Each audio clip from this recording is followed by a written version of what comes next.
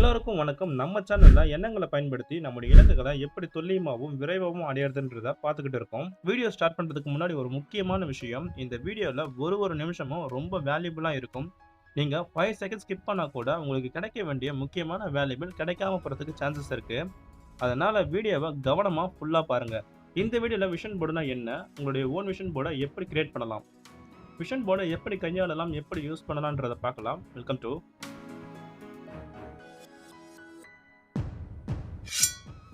ஈர்ப்பு விதி சம்பந்தப்பட்ட பிராக்டிஸ்ல விஷுவலைசேஷனுக்கு அப்புறம் விஷன் போர்ட் ரொம்ப முக்கியமா பார்க்கப்படுது எல்லாராலையுமே. அதற்கு காரணம் என்னன்னா, அதை பத்தின விஷயங்கள் வீடியோ, புக்ஸ் மூலியமா படிச்சிருப்போம், கேள்விப்பட்டிருப்போம். இன்ஸ்பிரேஷனா இருக்கனால விஷன் போர்ட் ரொம்ப முக்கியமா பார்க்கப்படுது. விஷன் போர்டுனா என்ன? நம்முடைய தேவைகள், ஆசைகள், இலக்குகளை பிக்சராவோ இல்லை எழுத்தாவோ எழுதி நம்ம அடிக்கடி பார்க்குற இடத்துல பேஸ்ட் பண்ணி வச்சிருப்போம்.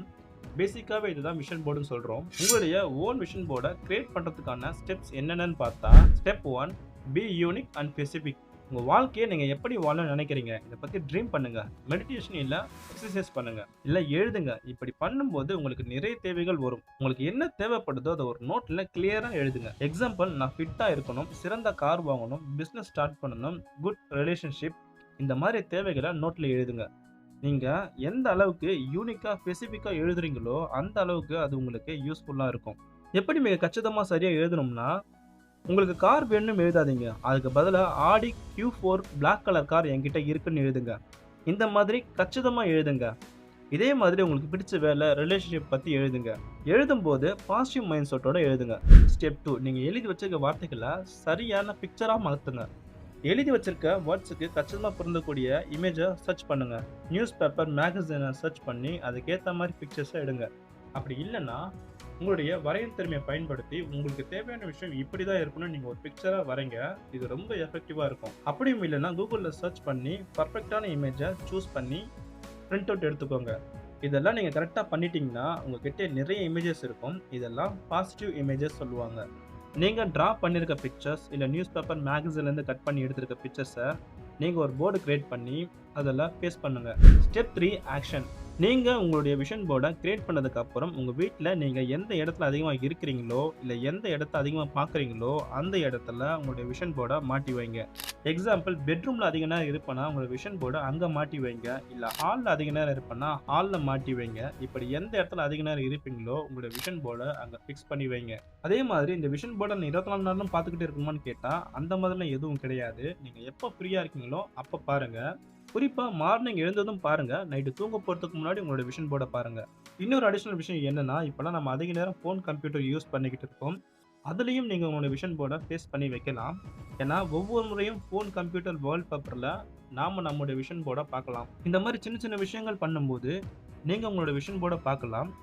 அது உங்களுடைய இலக்குகளையும் ஆசைகளையும் உங்களுக்கு ஞாபகப்படுத்திக்கிட்டு இருக்கும். நீங்க சக்சஸை நோக்கி போவீங்க.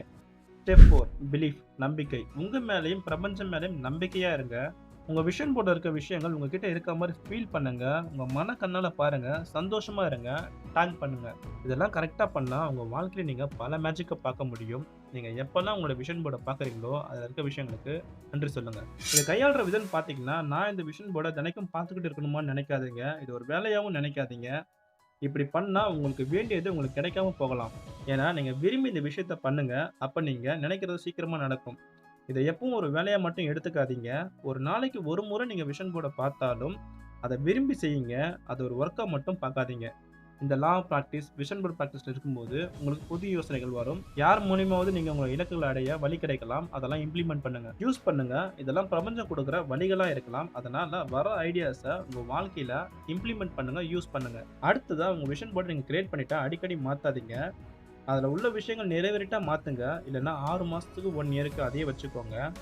அதனால ரொம்ப யோசிச்சு உங்கள் தேவைகளையும் ஆசைகளையும் விஷன் போர்டை கிரியேட் பண்ணுங்க.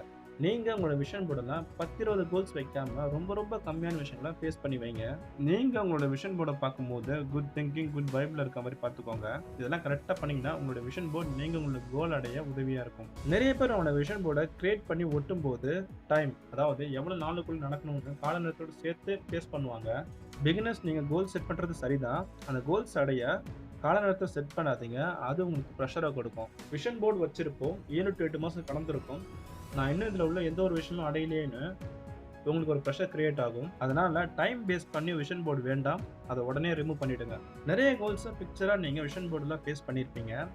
அந்த எல்லா கோல்ஸுகளுக்கான எண்ணங்கள் மாறுபடும். அதனால ஃபோக்கஸ் கம்மியாகும். நீங்க ஆசைப்படுற விஷயங்களை அடைய இன்னும் டைம் எடுத்துக்கும். அதனால ரொம்ப கம்மியான இலக்குகளை விஷன் போர்டில் வச்சுக்கோங்க. டிஸ்கிரிப்ஷன்ல லா ஆஃப் பிராக்டிஸ்க்கான பிளேலிஸ்டோட லிங்க் கொடுத்துருக்கேன், செக் பண்ணி பாருங்க. இந்த வீடியோக்கு லைக் பண்ணிட்டு உங்களுடைய விஷன் போர்டுக்கான கருத்துக்களை கமெண்ட் பண்ணுங்க. மற்றவங்களுக்கு அது உதவியா இருக்கும். இந்த இன்ஃபர்மேஷன் தான் உங்களுக்கு யூஸ்ஃபுல்லா இருக்கும், ஈஸியா புரியும் நம்புறேன். இப்போ நீங்க ரைட் சைடில் தெரியுதா யூஸ்ஃபுல்லான வீடியோ பாருங்க. நான் உங்களை அங்க சந்திக்கிறேன். என் பேர் சுரேந்தர்.